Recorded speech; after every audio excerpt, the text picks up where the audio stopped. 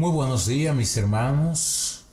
Como había prometido, estoy aquí preparando las clases para hacerlas llegar, para que todos podamos seguir con nuestra rutina, aunque sea utilizando estos medios alternativos.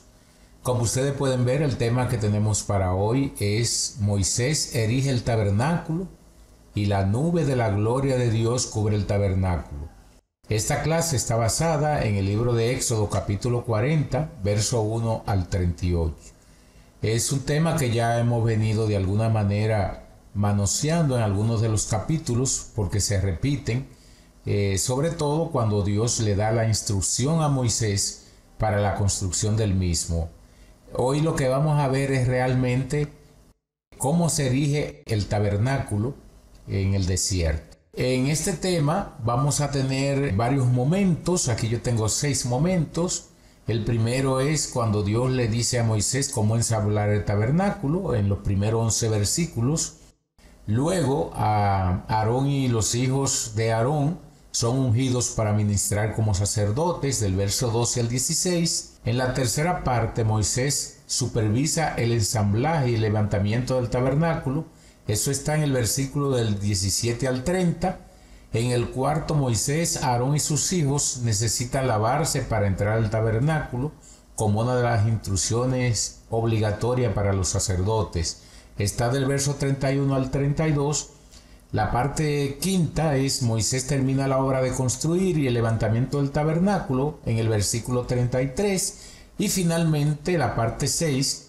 La gloria de Dios llena el tabernáculo y mora en el pueblo de Israel. Eso está del 34 al 38 y de esa manera se termina el capítulo 40. Vamos a ver hasta dónde podemos avanzar. Bien, inicialmente vamos a darle gracias a Dios. Señor, te damos gracias porque en este momento tú nos permites, oh Dios, que podamos estudiar tu palabra. Te pedimos que en esta mañana tú nos permita aprender de ella. Danos la posibilidad a que podamos, oh Dios, aprender de tu palabra en este día. Bendice a cada hijo tuyo que tiene la oportunidad de poder, Señor, estudiar esta palabra tan divina que tú nos has dado. Te lo suplicamos en el nombre de Jesús. Danos sabiduría, Señor, y líbranos de error, porque te lo suplicamos en el nombre de Jesús. Debido a la forma en que vamos a dar la clase, no voy a tener la lectura, me voy a concentrar en la estructura de los temas y a poder avanzar un poco con relación a este capítulo. Lo que le pido es que ustedes tengan el libro de Éxodo capítulo 40, verso 1 al 11, mientras nosotros estemos hablando, por ejemplo, en esta primera parte, luego así con las demás partes, pero no vamos a leerlo, sino que el contenido que está en la clase lo vamos a estar explicando. Bien, sin más preámbulos, comenzamos. Entonces Dios dice a Moisés cómo ensamblar el tabernáculo. Ya habíamos hablado de que el tabernáculo venía siendo como el templo que Dios le había pedido al pueblo de Israel que lo hicieran con un diseño en el desierto. Digamos que fue el templo del desierto, antes del templo de Salomón, como un modelo o una réplica de lo que sería en el futuro con Salomón el primer templo o el templo de Israel. Éxodo 41 al 3, leemos estos primeros versículos y comentamos, dice: luego Jehová habló a Moisés diciendo: en el primer día del mes primero harás levantar el tabernáculo de reunión, y pondrás en él el arca del testimonio y la cubrirás con el velo. Este primer día del primer mes, ustedes saben que el primer mes para los judíos es el mes de Abib o el llamado mes de Nisán, que fue el mes de la Pascua cuando ellos salieron de Egipto y Dios les dijo que tenían que celebrar estas fiestas interesantes, 3 tipos de fiestas, pero no vamos a comentar mucho para ver cómo hacemos el video y tratar de que no sea muy grande. No voy a dar muchos detalles porque son cosas que ya hemos discutido. Aquí en Mateo 6:33 dice: más buscad primeramente el reino de Dios y su justicia, y todas estas cosas os serán añadidas. Aquí Dios quería que fuera la primicia, el primer mes, el primer día, cuando el pueblo de Israel dedicaran ese tiempo para Él. En este caso, para comenzar con la construcción del tabernáculo, o lo que es lo mismo, levantar o levantamiento del tabernáculo en el desierto, que sería la casa de Dios. Ya lo habíamos presentado de cuál era el diseño que Dios le había dado a Moisés. Simplemente vamos, para las personas que vayan a ver este video, le vamos a mostrar algunas imágenes.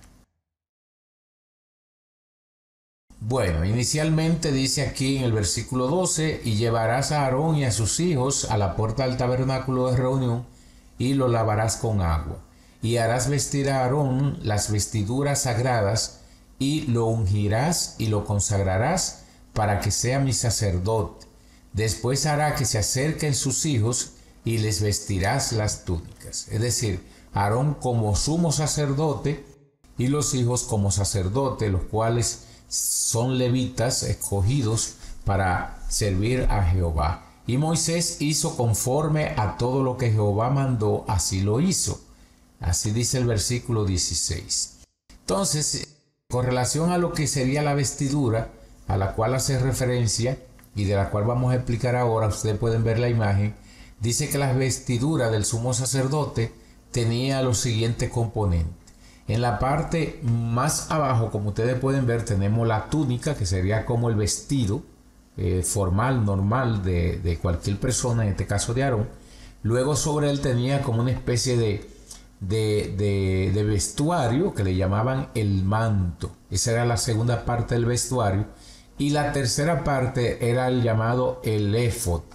El éfod es como una especie de túnica donde tenía como una especie de pechera, que es lo que así mismo se llamaba el pectoral, donde, como ustedes pueden ver, hay tres hileras, tres columnas de a cuatro, podemos decir tres columnas por cuatro filas, que representaban las 12 tribus de Israel. Como ustedes pueden ver, en cada columna tenemos cuatro elementos, lo que significa que sería 4 tribus, 8 tribus, 12 tribus.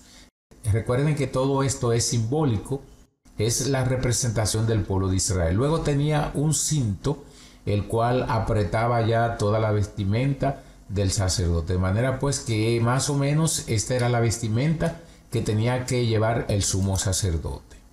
En el caso de los sacerdotes, que serían los hijos de Aarón, tenían que llevar la tiara, que era como lo que le llaman el turbante.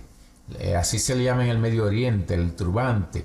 Entonces tenía el cinto, igual que el caso del sumo sacerdote, y la túnica, que es el vestido. Esa eran las ropas, como ustedes pueden ver, un poquito más sencillo, por la razón de que el sacerdote tenía que estar movilizándose en el tema del sacrificio, llenando la fuente de agua, preparando las parrillas para poner la carne, preparar la carne. Entonces iban a estar en muchas actividades, iban a estar en mucho movimiento. En el caso de Aarón no.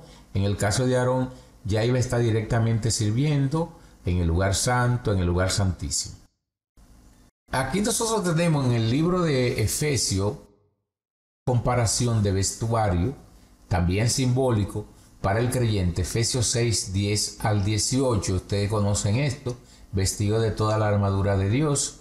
Entonces aquí hay una serie de elementos que se mencionan y que regularmente siempre se hace el paralelismo con las armaduras con que debe vestirse el creyente, haciendo un paralelismo a cosas físicas con elementos espirituales. El yelmo de la salvación habla de la coraza de justicia, calzado con el apresto del evangelio. Esas son las cosas que encontramos. El escudo de la fe, ceñido con la verdad, espada del espíritu. Todos esos son los elementos que se mencionan en estos versículos de Efesios. Entonces el yelmo de la salvación es comparado con el casco. La coraza, que sería una pechera que usaban mucho los soldados, sería como la coraza de justicia para protegerle de los dardos del enemigo. El calzado, pues el calzado que también era prestado para que no se fuera a caer, ¿verdad? No se pueden usar zapatos. Bueno, en ese entonces no habían zapatos con cordones, pero eran unos zapatos con protección. Quizás este no sea el dibujo más adecuado, pero más o menos para darle la idea. A lo mejor hubiésemos agarrado un soldado romano y hubiésemos entendido, pero por lo menos se ve para que tengan la idea del versículo. los dardos de fuego que vienen, ¿verdad? Y con el escudo de la fe, ¿cómo podemos atraparlo? Todos estos elementos, vuelvo y repito, son simbólicos para referirse a cuál debe ser la vida del cristiano, cómo debe estar vestido. De igual manera, Dios había provisto de una serie de elementos que debía llevar el sacerdote y el sumo sacerdote. Simbólicamente, ustedes saben que todo esto fue como un ensayo para referirse finalmente a lo que sería el Evangelio de Cristo. Recuerden que todo lo que tenemos en la ley mosaica no es más que un medio que Dios ha utilizado para que fuéramos conociendo realmente sobre su plan final. Y su plan final era redimirnos y volvernos a Dios a través de la sangre de Cristo. Entonces, esta parte Moisés ya supervisa que todo lo que Dios había dicho se cumpliese al pie de la letra. En el ensamblaje, yo supongo que ya había dado la instrucción del lugar a cada uno, los que iban a trabajar en el levantamiento, en este caso los albañiles, los constructores, dentro de lo que iban a trabajar en el levantamiento de este tabernáculo. Dice, así dice, en el día primero del primer mes, en el segundo año, el tabernáculo fue erigido. Moisés hizo levantar el tabernáculo y asentó sus bases y colocó sus tablas y puso sus barras e hizo alzar sus columnas. Levantó la tienda sobre el tabernáculo y puso sobre la cubierta encima del mismo, como Jehová había mandado a Moisés. Aquí lo que queremos destacar es que al pie de la letra Moisés llevó todo lo que Jehová le había dicho. Es decir, que toda esta información de cómo lo hizo Moisés, parecido como anteriormente Dios le había dicho para que le comunicara al pueblo, así Moisés lo había hecho. Ustedes ven que hay un orden para hacer las cosas. Aquí tenemos, por ejemplo, ya los hermanos habían visto este esquema que se lo habíamos explicado, cómo era más o menos aquel tabernáculo. Tenía lo que le llaman los atrios o el atrio, que vendría siendo como nosotros el patio. En los atrios estaban distribuidos varios elementos importantes, como el lavacro, que es la fuente donde tenía el sacerdote que lavarse las manos y los pies antes de comenzar al sacrificio. Está aquí el altar de bronce o el altar del sacrificio, que era donde se ofrecían precisamente los sacrificios de los animales. Esos son los elementos más importantes. No significa que eran los únicos. A lo mejor tenían un par de mesitas también en esta parte de los atrios. Luego tenemos ya una cubierta más, cubierta hasta el techo, que venía siendo el lugar santo y el lugar santísimo. El lugar santo tenía tres elementos que son los que más se destacan en la Biblia, que es el candelabro de los 7 brazos, el candelabro de oro. Asimismo, tenía lo que le llama la mesa del pan de la proposición. Y tercer elemento que tenemos, el llamado el altar del incienso. Esos tres elementos están en lo que se llama el lugar santo. Finalmente tenemos el lugar santísimo, la tercera parte que tenía el tabernáculo o el santuario, que era el lugar santísimo, el lugar privado, donde el sacerdote solamente podía entrar una vez al año a expiar sus propios pecados y el pecado del pueblo. De manera pues que así teníamos dividido el tabernáculo o el santuario en el desierto, muy parecido como estaba en el templo, quizá en el templo con otras estructuras más. Es importante decir que básicamente esto era reservado para el sumo sacerdote. Los sacerdotes, básicamente los hijos de Aarón, podían estar en los atrios y podían estar aquí en el lugar santo, arreglando, llevando todos los insumos que se iban a utilizar en expiación por el pecado del pueblo. Pero en el lugar santísimo solamente el sumo sacerdote podía entrar. Este es más o menos un modelo de la distribución de cómo estaba el tabernáculo con todos sus accesorios. Bueno, se me olvidó decirle que en el lugar santísimo el elemento más importante que teníamos era el arca. Pero el arca tenía una composición, que era el arca como tal, como figura, pero teníamos la tapa del arca y teníamos también unos ángeles que estaban sobre el arca. Esta era la composición del arca. Entonces, adentro nosotros teníamos la tabla de la ley, la vara de Aarón y una muestra de lo que era el maná. Eso se me estaba olvidando explicarle eso. Ese esquema ya se lo hemos explicado a los hermanos. Toda la madera que se utilizó para la construcción del tabernáculo, ya también lo habíamos dicho, era de madera de acacia. Era más o menos una especie de caja rectangular, como ustedes pueden ver aquí, como estamos mostrando cada uno de esos accesorios importantes. El lugar santo y el lugar santísimo lo tenemos aquí otra vez, donde se puede ver aquí en el lugar santo los elementos que mencionamos. Ya está atrás separado por cortinas, dada por instrucciones divinas entre lo que eran el lugar santo y el lugar santísimo, la madera que se utilizaba, cómo se iba a utilizar la tela sobre esta estructura. Aquí podemos ver que hay cortinas de varias telas, por ejemplo, tal como habíamos estudiado, hay de cuero de tejón, de cuero de carnero, de pelo de cabra, y luego en la parte más abajo estaba todo lo que tiene que ver con el lino fino, que estaba regularmente tallada con querubines y ese tipo de, digamos, de bordes.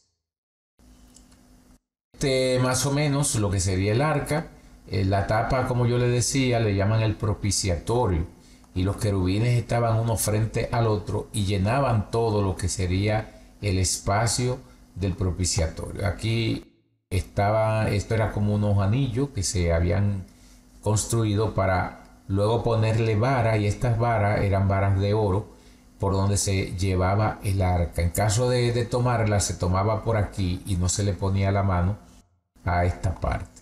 Asimismo, Dios se la mandó a construir a Moisés, y asimismo fue que se hizo. Pues aquí tenemos los elementos que estaban dentro del arca, como dijimos, las tablas de los 10 mandamientos, el maná y la vara de Aarón.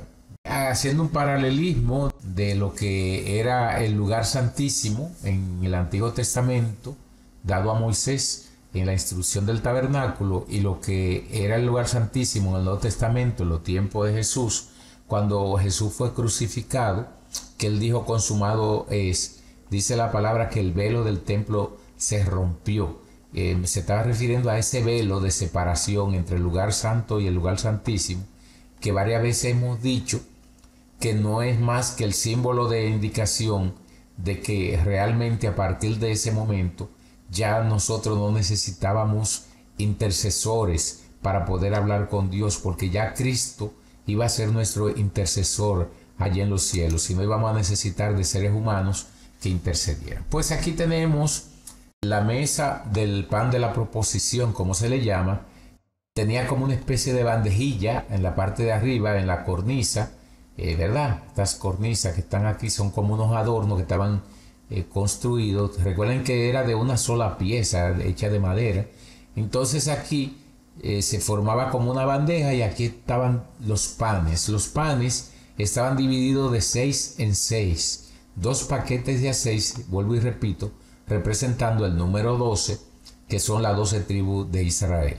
Ese es lo que le llaman, como le decía, la mesa del pan de la proposición. Aquí tenemos el altar del incienso, que parece un poquito como al púlpito. También tenía sus argollas y tenía aquí sus palos para llevarse. Entonces era hecho también de madera de acacia, y todo estaba recubierto de oro, inclusive los palos. El altar del incienso era donde prácticamente se quemaban especias aromáticas, indicadas también por Dios al sacerdote y al sumo sacerdote. Recuerden que en el libro de Levítico, capítulo 16, verso 12 al 13, tenemos esa información, y ya lo habíamos enseñado en el capítulo 30 de Éxodo, del 7 al 10, habla también de ese altar de incienso. Luego habíamos hablado del candelabro de los 7 brazos, que era el candelabro que siempre tenía que estar encendido. Todo esto tiene su significado con el tema de la luz, que Jesús mismo había dicho: yo soy la luz del mundo. Es decir, que son símbolos de mantenerse siempre encendido. Este es el aceite que está colocando el sacerdote en el candelabro. Más o menos este es un modelo de cómo sería el candelabro. Ustedes pueden ver que tiene aquí su capitel y su cosa para que se pudiese parar. Asimismo se hacía para la columna donde se iba a poner el tarro con el aceite. Esto había unos escalones, todo eso está descrito, así mismo Dios se lo había descrito a Moisés. El velo que cubría, digamos, la cubierta de los querubines y todo eso, el lugar santísimo, es una tela específica, y esa tela, como le decía, tenía tallado a esos ángeles que serían como ángeles protectores, el arca del pacto. Entonces aquí tenemos el altar de bronce, que es el altar que estaba en los atrios, en el patio, que se utilizaba para el sacrificio. Esta venía siendo como la parrilla que se utilizaba para asar las carnes, abajo se ponían los carbones. Más o menos ustedes, lo que hacen parrilladas, saben de eso. Podemos ver más o menos cómo era que funcionaba con los utensilios del lugar. Bien, ya en el verso 31 al 32 dice que Moisés, Aarón y sus hijos necesitan lavarse para entrar al tabernáculo. Eso fue parte de la instrucción. Y puso la fuente entre el tabernáculo de reunión y el altar, y puso en ella agua para lavar, refiriéndose a Moisés. Y Moisés y Aarón y sus hijos lavaban en ella sus manos y sus pies cuando entraban en el tabernáculo de reunión y cuando se acercaban al altar. Se lavaban como Jehová había mandado a Moisés. Es decir, fueron instrucciones claras que Dios le dio a Moisés y lo cumplió él e hizo que los demás lo cumplieran. Ustedes pueden ver la fuente. Aparte hay agua, que supongo que con esta agua se lavaban los pies y con esta se lavaban las manos. Esta es la fuente de bronce, alabastro o alabastro, como algunos le dicen, o lavacro. Sería como una especie de lavamanos. Esto era necesario para que no muriesen. Es decir, que Dios pedía que el servicio que se le fuera a realizar se hiciera de manera que no hubiese mancha. Recuerden que todo esto es simbólico, eso simbolizaba cómo debería de ser la vida de cada uno de ellos al presentarse ante Dios, pudiendo hacer un paralelismo con nosotros, cómo Dios quiere que nosotros le sirvamos. Sería más o menos lo mismo. Luego ya se termina la obra tal como Dios le había dicho a Moisés. Dice, finalmente erigió el atrio alrededor del tabernáculo, del altar, y puso la cortina a la entrada del atrio. Así acabó Moisés la obra. Es decir, que hubo un orden para la construcción de cada uno de esas estructuras, y se pusieron los elementos que había que poner en cada lugar. Luego, como recompensa de toda la obra del pueblo y para indicarle al pueblo de que Dios estaba con ellos, entonces dice que la gloria de Dios llenó el tabernáculo y estuvo ahí con el pueblo de Israel. Vamos a leer esos versículos que son casi de los últimos. Entonces una nube cubrió el tabernáculo de reunión y la gloria de Jehová llenó el tabernáculo. Y no podía Moisés entrar en el tabernáculo de reunión porque la nube estaba sobre él y la gloria de Jehová lo llenaba. Miren cómo era la cosa. Moisés ni veía por dónde iba a caminar. Entonces aquí la pregunta, ¿por qué y para qué la nube sobre el tabernáculo? Pues el versículo lo decía, la nube cubría por fuera, es decir, como muestra de la presencia y protección de Dios, y la gloria de Jehová lo llenó también por dentro. De manera pues que simbólicamente no cabía Moisés en ese momento. Tenía que darle paso a la presencia de Dios antes de él poder hacer uso de ese utensilio. Es como una inauguración. Dios estaba inaugurando su casa. Aquí en el Salmo 27, 4 al 5 dice, una cosa he demandado a Jehová, esta buscaré, que esté yo en la casa de Jehová todos los días de mi vida, para contemplar la hermosura de Jehová y para inquirir en su templo. Porque él me esconderá en su tabernáculo en el día del mal. Me ocultará en lo reservado de su morada, sobre una roca me pondrá en alto. Fíjense la comparación que hace el salmista con el tabernáculo de Dios, por ese significado de que Dios llenaba y hacía presencia dentro del tabernáculo.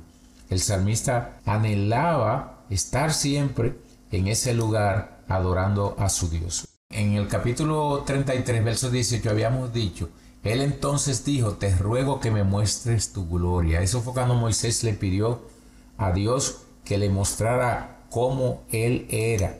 Entonces, en este momento que Dios llena el tabernáculo, le está mostrando su gloria tanto a Moisés como a los del pueblo. Podemos decir que Dios contesta su oración. Capítulo 33, versículo 14. Y él dijo, mi presencia irá contigo y te daré descanso. Es decir, que ya Dios cumple su promesa con Moisés. Ya en los últimos versículos, cuando la nube se alzaba del tabernáculo, los hijos de Israel se movían en todas sus jornadas. Pero si la nube no se alzaba, no se movían hasta el día en que ella se alzaba. Esa era la señal cuando tenían que avanzar y cuando tenían que quedarse. Porque la nube de Jehová estaba de día sobre el tabernáculo y el fuego estaba de noche sobre él, a vista de toda la casa de Israel en todas sus jornadas. De manera pues que todos fueron testigos de cómo la presencia de Dios le acompañaba día y noche. Ahora, ¿cuál era el propósito de la nube de día y el fuego de noche sobre el tabernáculo? Bueno, señal de la presencia de Dios, señal de la protección de Dios y también para guiarlos en su marcha por el desierto. Cuando la nube se movía, significaba que había que comenzar a recoger y a moverse. Ya yo había dado la clase donde explicamos cómo estaba compuesto a nivel de la construcción de cada una de estas partes, por lo tanto no quise hacer mucho hincapié en esta parte. Entonces necesitamos saber que Dios le dio a Moisés el modelo del tabernáculo de reunión. Es decir, no fue que Moisés se lo inventó. Y alzarás el tabernáculo conforme al modelo que te fue mostrado en el monte, con toda la delicadeza. Recuerden que era como símbolo de Cristo, nuestro Redentor. De manera pues que fíjense, esta es una imagen de cuando Moisés llegó al pueblo a narrarle de qué manera Dios le había pedido que le hicieran casa en el desierto para adoración, para él moverse en medio de su pueblo. Aquí él estaba contando. Entonces, ¿cuántas veces se repite la expresión como Jehová había mandado a Moisés? Lo tenemos 7 veces, usada en Éxodo 40, 19, en el 21, en el 23, en el 25. Fíjense, nada más en ese capítulo 40, ¿cuántas veces tenemos como Jehová había mandado a Moisés? Es decir, que Moisés cumplió cada cosa al pie de la letra. 7 veces la tenemos. Es el número perfecto de Dios. Y 7 significa perfección, lo hemos dicho muchas veces. Y se menciona 737 veces en la Biblia. El 7 se menciona 737 veces en la Biblia. ¿Cuántas veces aparece la expresión tabernáculo de reunión? 12 veces.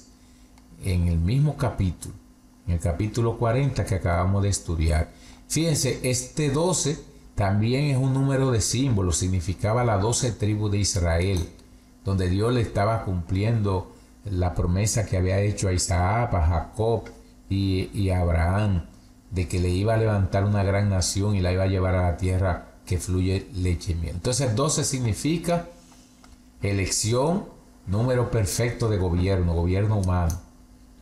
En Apocalipsis tenemos el número que se repite también y su duplo, los 24 ancianos, que es un duplo de los 12. Este es el versículo que quiero dejarle ya finalmente de 2 de Corintios 5, 17. Dice: de modo que si alguno está en Cristo, nueva criatura es, las cosas viejas pasaron y aquí todas son hechas nuevas. De manera pues, mis hermanos, que aquel tabernáculo que fue erigido en el Antiguo Testamento para adoración como estandarte a Jehová, hoy tenemos nosotros nuestro propio cuerpo, que es el cuerpo de Cristo, el cual debemos conservar para Él, y mediante el cual Dios hoy no habla. Ya Dios no habla a través de símbolos, Dios nos habla directamente a través de la sangre de Cristo, que murió en el Calvario por nosotros y que nos hizo de ser esclavo, nos hizo sus hijos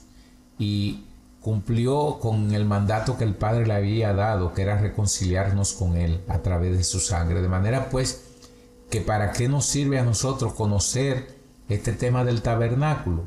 Bueno, de esta manera nosotros sabemos que todo eso fue pensado en un solo sacrificio que al final se iba a hacer, y era el sacrificio que Cristo hizo por toda la humanidad. Ahí está fluyendo la sangre de Cristo para todo aquel que quiera. Todavía hay oportunidad. Hoy tenemos muchísimos problemas, muchísima dificultad. El camino del Evangelio no es fácil, pero de alguna manera siempre tenemos la seguridad de que Dios está con nosotros a través de la sangre de Jesucristo. Dios le bendiga, Dios le guarde y permita a Dios que estas palabras nos hayan ayudado para entender mejor este tema de las Sagradas Escrituras. Pues nos veremos en la próxima clase. Bye.